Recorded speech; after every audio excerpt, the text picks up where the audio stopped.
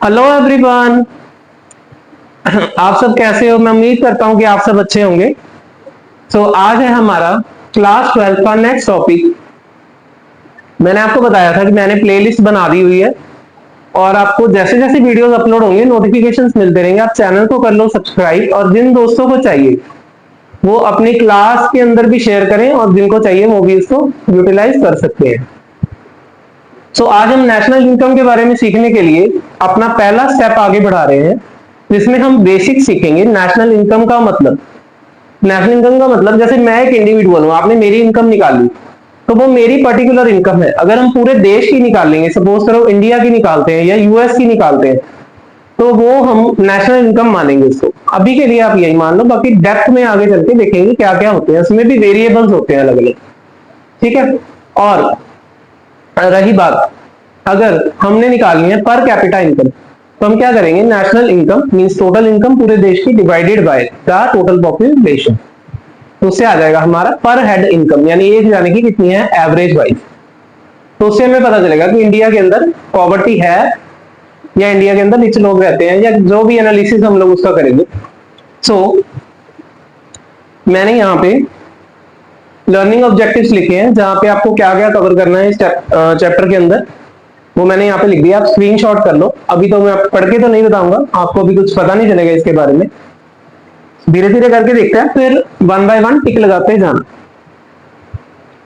सबसे पहला टॉपिक है डोमेस्टिक या फिर इकोनॉमिक टेरिटरी क्या होता है। देखो, हमें इंडिया की इनकम निकालनी है। इंडिया की इनकम निकालनी है तो हमें सीखना पड़ेगा कि इंडिया के अंदर क्या क्या चीजें इंक्लूड हैं और क्या क्या चीजें इंक्लूड नहीं है। अरे सर, हम तो मैप देख के ही बता देंगे कि इंडिया का नक्शा क्या है। अरे ऐसा नहीं होता। मैप देखने से पूरा का पूरा डोमेस्टिक टेरिटरी या फिर इकोनॉमिक्स के हिसाब से जो टेरिटरी बनती है वो सामने नहीं आ सकती। ठीक है, हमें उसमें कुछ चेंजेस करने पड़ेंगे। मैप तो है ही, लेकिन उसमें हमें कुछ चेंजेस करने पड़ेंगे। कुछ चीजें इंक्लूड हो जाएंगी यानी कि ऐड हो जाएंगी, और कुछ चीजें एक्सक्लूड हो जाएंगी यानी कि बाहर कर दी जाएंगी। Domestic territory includes political boundaries, यानी कि ये जो आपको बाउंड्री नजर आ रही है ये तो है ही, इसके अलावा क्या इंक्लूड करना है उसके बारे में देखते हैं। सबसे पहले domestic territory with in the political frontiers of a country including territorial waters and air space. मतलब इंडिया के साथ लगते हुए जो पानी के जो टेरिटोरियल वाटर्स हैं, जो इंडिया की बाउंड्री के विद इन आते हैं, एंड उसका एयर स्पेस मतलब जो साथ में जो हवा भी लगती है वो सारा इंक्लूड है। तो इंडिया आपको पता ही है 28 स्टेट्स हैं हमारी। और अब आगे देखते हैं, the land area of India including Andaman and Nicobar island, Lakshadweep island, और ये सब क्या है? हमारी यूनियन टेरिटरीज। 8 हमारी जो यूनियन टेरिटरीज हैं उनका पार्ट है Andaman and Nicobar island, Lakshadweep and the air space above it, ships and aircraft operated. यहां तक तो हमें क्लियर थी बात। अब इसके आगे जो नया स्टार्ट हो रहा है वो ये वाला पॉइंट है, ships and aircraft operated bye residents between 2 और मोर कंट्रीज, जिनको कि इंडिया के लोग, रेजिडेंट्स मतलब इंडिया के लोग ऑपरेट कर रहे हैं। For example, an Air India flight operating between New Delhi and New York is considered to be a part of India domestic territory. देखो, ऑपरेट इसको कौन कर रहा है? एयर इंडिया ऑपरेट कर रहा है। चलाने वाला कौन है? एयर इंडिया है। यही हमें देखना है कि वो ऑपरेट कौन कर रहा है। अगर रेजिडेंट ऑपरेट कर रहा है, चाहे वो जहां से मर्जी जाए और जहां को मर्जी आए, कोई फर्क नहीं पड़ता, तो हम उसको कहां पे इंक्लूड कर लेंगे? In the domestic territory of India. मतलब वो प्लेन भी इंडिया का ही पार्ट है। एंड इंडियन शिप, पानी की किस्ती, पानी का जहाज या समुद्री जहाज, ट्रेवलिंग इन इंटरनेशनल वाटर्स, चाहे वो बाहर कहीं भी जाए उसको भी आपको करना है इंक्लूड। मतलब इंडिया की डोमेस्टिक टेरिटरी तो ये हो ही पॉलिटिकल मतलब बाउंड्री, और साथ में ये देखो ये इंडियन शिप है, और ये जैसे कि आइलैंड्स वगैरह जो इंक्लूड है हमारे, जो भी मैंने आपको बताया था कि हमारे पास 8 यूनियन टेरिटरीज भी है। इसके अलावा अगर कोई इंडियन एयरलाइन है, मतलब जिसको इंडिया के लोग चला रहे हैं, चाहे वो कहीं से भी कहीं पर भी जाए, वो भी किसमें आएगी? हमारी डोमेस्टिक टेरिटरी के अंदर आएगी। ठीक है सर, इतनी बात समझ में आ गई। अब आगे देखते हैं कि इसके अंदर और क्या क्या इंक्लूड है। अच्छा अभी और भी है, हाँ है, fishing vessels, oil and natural gas rigs. देखो फिशिंग वेसल्स मैंने इमेज की हेल्प से डाला है, जैसे ये है हमारी फिशिंग वेसल, मतलब जो मछली पकड़ने के काम आती है, ये फिशिंग वेसल है। और मैंने यहाँ पे टिक लगाया है, ये कहाँ की होनी चाहिए, ये इंडिया की होनी चाहिए। अगर ग्रीन टिक है it means it is included. तो ये है हमारी फिशिंग वेसल। इसके अलावा natural gas rigs and floating platforms, लेकिन उनको चलाने वाला कौन होना चाहिए, operated by the residents in the international borders और areas where they have exclusive rights of operation. मतलब उसको चलाने वाले कौन है, रेजिडेंट्स।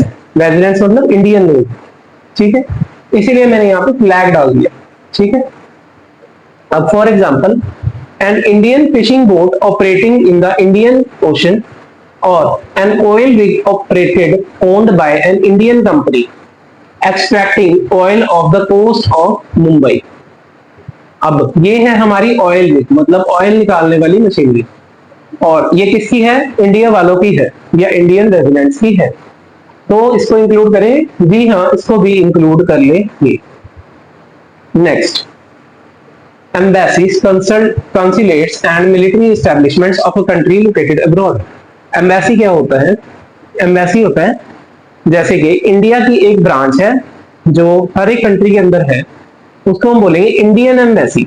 जैसे इंडिया की एक ब्रांच है अमेरिका के अंदर है, और वो वहां पर इंडियंस के, मतलब इंडियंस के हित में बात करेगी, इंडियंस के केसेस को हैंडल करेगी, या इंडियन वहां पे जो रह रहे हैं उनकी रिलेटेड प्रॉब्लम्स को हैंडल करेगी। ऐसे ही अमेरिका ने भी एम्बेसी हमारे हिंदुस्तान में बना रखी है, वो अमेरिकन की यहाँ पर, एनआरआई की यहाँ पर जो भी दिक्कतें होंगी उनको सॉल्व आउट करने की प्रॉब्लम करेगी। कंसुलेट्स होते हैं उन्हीं के लोग, मतलब एक तो एम्बेसीज हो गई और साथ में कंसुलेट्स हो गए, मतलब उनके रखे हुए लोग जो कि मतलब टाइम टू टाइम जैसे मोदी जी से बात करने जाना है या कुछ भी कोई मैटर है तो उसको हैंडल करेंगे। तो ये एंड मिलिट्री एस्टैब्लिशमेंट्स, थोड़ा बोरिंग तो है बट करना तो है ही। मिलिट्री एस्टैब्लिशमेंट्स आगे बहुत इजी है, सिर्फ स्टार्टिंग सा थोड़ा सा टफ है। मिलिट्री एस्टैब्लिशमेंट मतलब जैसे मिलिट्री कैंप्स हो गए या मिलिट्री की कोई बिल्डिंग्स हो गई, और इंडिया वालों की ही है वो भी, लेकिन है बाहर। अब इमेज की हेल्प से समझने की कोशिश करते हैं। जैसे ये इंडियन एम्बेसी है, इतनी बड़ी होती है जी, इससे बड़ी बड़ी भी होती है। ये इंडियन एम्बेसी है और ये अमेरिका के अंदर है इस टाइम। क्या आप इसको इंक्लूड करोगे, जी हाँ आप करोगे। The Indian Embassy in Washington DC is considered a part of India's domestic territory, even though it is physically located in the USA। इसी तरह से इंडिया का अगर कोई कॉन्सुलेट्स है वो भी, एंड अगर कोई मिलिट्री एस्टैब्लिशमेंट्स हैं तो वो भी इंक्लूड हो जाएंगे। For example the Indian military base in Tajikistan, चाहे किसी भी कंट्री में हो हमें फर्क नहीं पड़ता, मिलिट्री का बेस है और है इंडिया वालों का, तो उसको इंडिया के अंदर कंसीडर करेंगे, जी हाँ उसको इंडिया के अंदर कंसीडर करेंगे ही करेंगे। ठीक है, तो बात समझ में आई। अरे इतना कुछ है हमें तो भूल जाएगा, अभी रुको, अभी देखते हैं आगे क्या होता है, भूलते हो या नहीं। Now what is not included, अब इसमें से प्लस वाली चीजें तो हमने समझ ली, अब माइनस वाली भी समझ लेते हैं।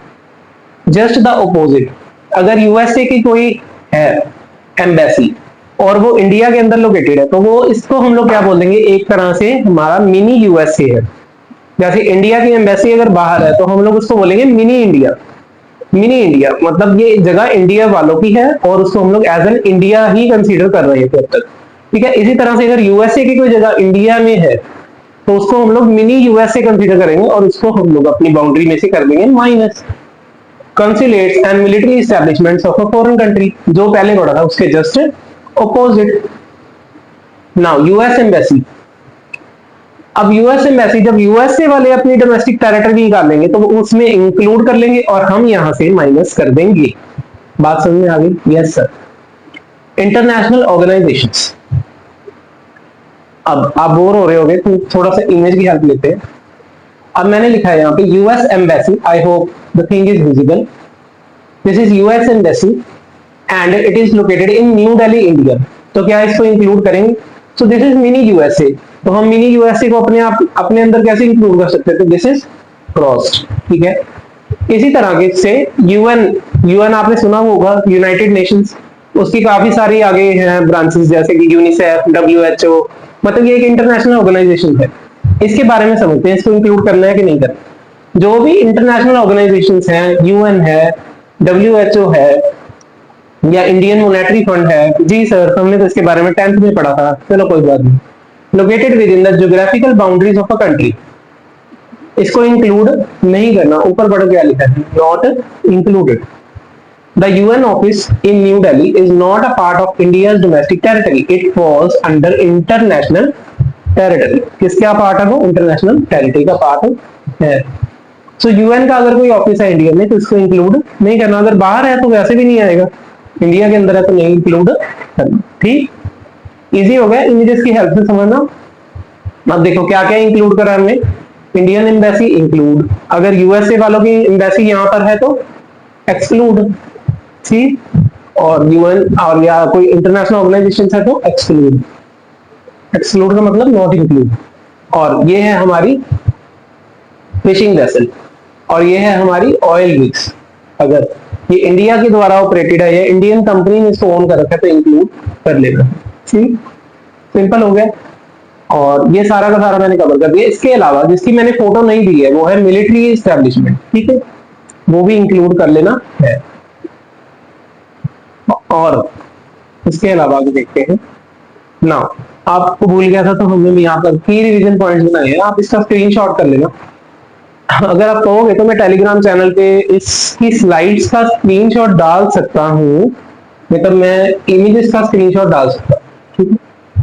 Geographical areas, you don't worry, you can follow any book. TR Jain भी आप ले सकते हो, संदीप गर्ग भी आप फॉलो कर सकते हो, both are equally good. Sandeep Garg की थोड़ी सी लैंग्वेज लीजिए, prefer to buy Sandeep Garg. बाकी जो आपके स्कूल में लगी है कोई दिक्कत नहीं है, वहां से आपको समझ आ जाएगा।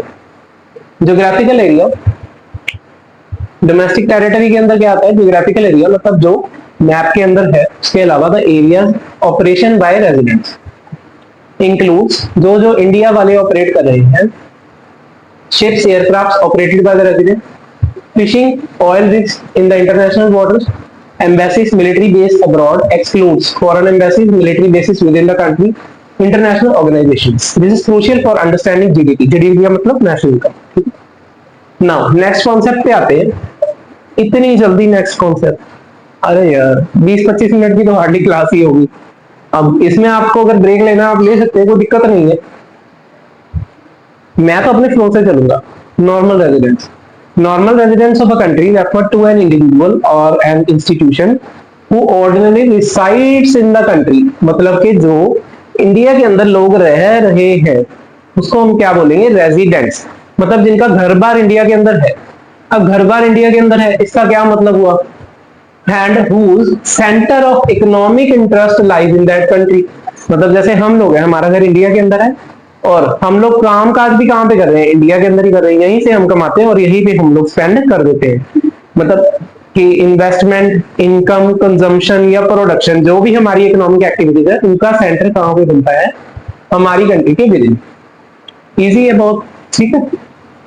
वो डिफिकल्ट वाला तो खत्म हो गया, अब यहाँ से सब कुछ आसान है। ऑर्डिनरीली रिसाइड्स, अब यहाँ पे वर्ड यूज हुआ है ऑर्डिनरीली रिसाइड्स, इसका क्या मतलब है? Generally staying for a period of 1 year और मोर। अगर 6 महीने के लिए रहे और 6 महीने बाहर चला जाए तो वो ऑर्डिनरी रेजिडेंट नहीं है, ठीक है। ऑर्डिनरी रेजिडेंट कब बोलेंगे? जब वो 1 साल या उससे ज्यादा रहे। Easy. Centre of economic interest implies that the person carries out the economic activity, production, consumption, investment, exchange in that country. Okay. Now next, what is not included? क्या क्या है? अब इसमें भी थोड़ी सी एक्सक्लूजन है और इसमें भी थोड़ी सी इंक्लूजन है, आपको फोटोज की मदद से याद हो जाएंगी, ठीक है। आपके क्लासमेट्स थोड़े से परेशान रह सकते हैं इसको याद करते समय, लेकिन मैंने कोशिश करी है कि मैंने सभी के फोटोग्राफ्स इंक्लूड करें ताकि आपको इजी हो जाए याद करना। Foreign tourist and visitors, sir सब पहले फोटोग्राफ्स ही समझ लेते हैं कि ये क्या चीज है। Okay, no problem. जैसे ये है, ये आंटी बाहर घूमने गई हुई है और ये पूरा वर्ल्ड घूमती रहती है, अभी ये इंडिया के अंदर घूमने आई हुई है और इसको 15 महीने हो गए ये यहाँ पर घूम रही है और फोटोग्राफ्स क्लिक कर रही है। बताओ ये इंडिया की ऑर्डिनरी रेजिडेंट है?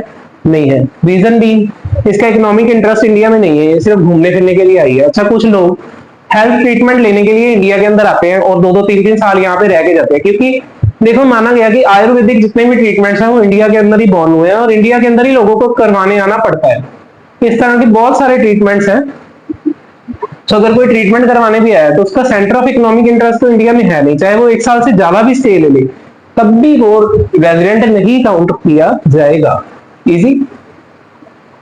सबसे पहले इसी पॉइंट को देख लेते हैं, वहां पे लिख रखा है, देखना पड़ेगा जी। First point, foreign tourists and visitors even if they stay for more than 1 year their center of economic interest is not in the host country. For example, American tourists staying in India for 15 months sightseeing is not a normal resident of India. बात समझ में आ गई? यहाँ तक की slide होगी।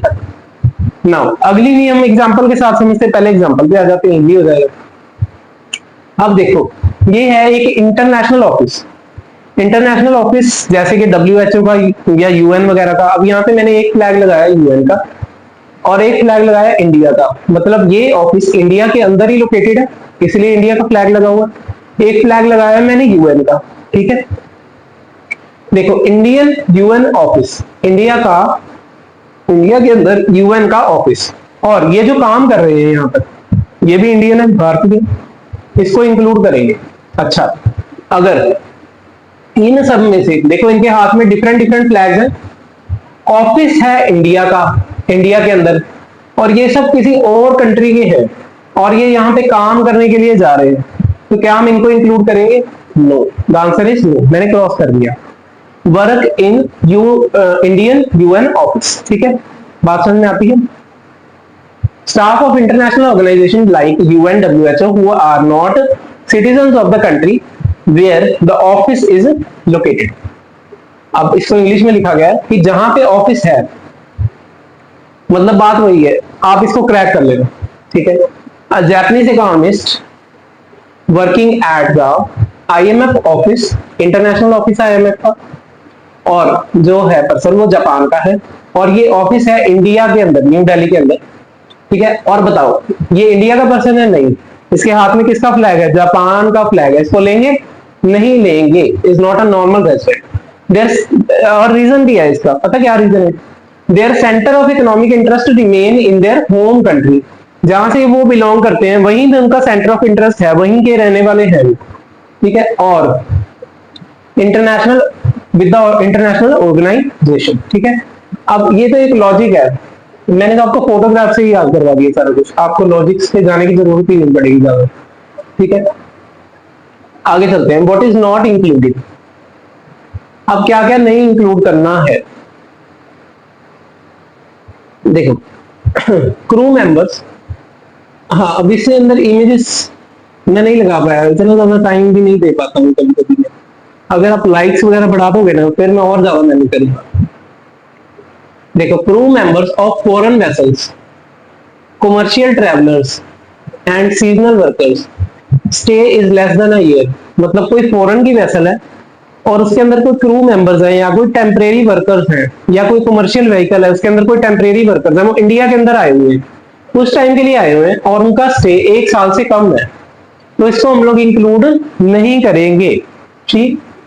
For example, a Chinese cargo ship, China की ship है, उसके क्रू मेंबर हैं टेम्परेरीली इन मुंबई, थोड़ी देर के लिए आए, मुंबई रुके, is not a normal resident of India. चाहे अगर 1 साल से अंदर होगा ये बात, अगर लेस देन 1 ईयर होगा तो नहीं इंक्लूड करना, और ग्रेटर देन 1 ईयर होगा तो इंक्लूड कर लेंगे। बॉर्डर वर्कर्स, मतलब अब एक बॉर्डर वर्कर है, जैसे अमृतसर का है, अमृतसर के अंदर आपको पता है बाघा बॉर्डर है जो पाकिस्तान के साथ डायरेक्टली जुड़ता है। अब बताओ कि वो रोज सुबह जाता है पाकिस्तान के अंदर, अपना काम वगैरह करता है, पैसा कमाता है और फिर वापस शाम होने से पहले पहले मीन्स घर आ जाता है अपने, और उसका घर कहाँ पे है? इंडिया के अंदर। तो आप इसको किसका रेजिडेंट मानोगे, इंडिया का या फिर पाकिस्तान का? देखो उसका घर बार यहाँ पे है, कमाने वहां जाता है, लेकिन लेके तो वो यहीं पे आता है, तो आप उसको किसका मानोगे रेजिडेंट? इंडिया का, पाकिस्तान का नहीं मानोगे। Okay, so it is a normal resident of India, not Pakistan, ठीक। सो मतलब border workers who live in one country and work in another, अगर दूसरी कंट्री का कोई बंदा है, वो हमारे यहाँ आता है, काम करता है और शाम को वापस चले जाता है, तो आप उसको इंक्लूड नहीं करोगे। मतलब ये कन्वर्सली पॉसिबल है, इसलिए मैंने इसको इसी स्लाइड में डाल दिया, क्योंकि मैंने इंडिया की एग्जांपल देनी थी, तो मैंने इसको डालता तो पिछली में भी डाल सकता था, कोई दिक्कत नहीं है। मतलब आप समझ जाओ कि ये पॉइंट एक अलग ही है अपनी जगह पे। ठीक है ना, इतना कुछ हो गया। अब एक बार रिवीजन तो करनी बनती है ना। Normal resident ordinarily resides plus center of interest staying for more than 1 year. Center of economic interest means production, consumption, investment activities. Excludes tourist, foreign staff of international organization. मतलब इंटरनेशनल ऑर्गेनाइजेशन तो India के अंदर है, but staff उनके अंदर foreign का है। और टेम्परेरी वर्कर्स या बॉर्डर वर्कर्स या फिर क्रू मेंबर्स जो कि थोड़ी देर के लिए इंडिया के अंदर आए वापस चले जाएंगे। This is crucial for determining national income. Okay, अब ये वर्ड क्या है, अभी ये लिए आपके लिए कुछ भी नहीं है। आप ये मान लो कि नेशनल इनकम के अंदर ये कॉन्सेप्ट हमारे काम का है। अब एक ओवरलैपिंग कॉन्सेप्ट है, उसको भी देख लेते हैं। कुछ लोग समझ रहे हैं रेजिडेंटशिप और सिटीजनशिप सेम है, वो अलग अलग है। कुछ कंडीशंस हैं इसके अंदर जो ओवरलैप करती हैं, मतलब दोनों के अंदर सिमिलर हो सकती है, बट है ये दोनों कॉन्सेप्ट डिफरेंट है।